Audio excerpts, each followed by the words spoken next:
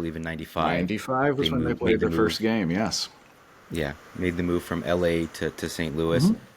What drove that move? The Rams were, they played in Anaheim, which seemed like a good move for them at the time, back around the early 80s. And, Georgia Frontier actually grew up here, believe it or not. And so the new stadium was coming online, and the Cardinals gave a lease deal that they came to regret. It was a very, very favorable deal for the Rams, with an opt out that turned out to be very unfortunate for the city of St. Louis. And so the Rams took advantage of this great deal. John Shaw, her longtime personal and team attorney, worked it out, and they began play here in '95. The Rams were so bad when they arrived. The 1999 team, the greatest show on turf, there was a boat show scheduled for the Sunday when they played the NFC Championship game. So they were so bad that they're like, you know what, it's okay to go ahead and schedule that boat show. We're not going to be in the NFC Championship.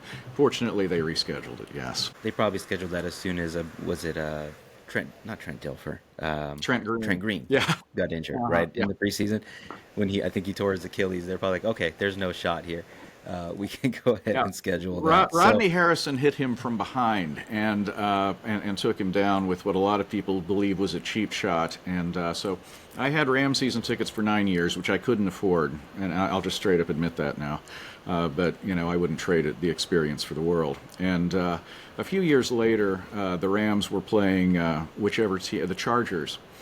And they came out and they passed on the first 14 consecutive plays, which my friends and I were just like laughing every time Warner dropped back.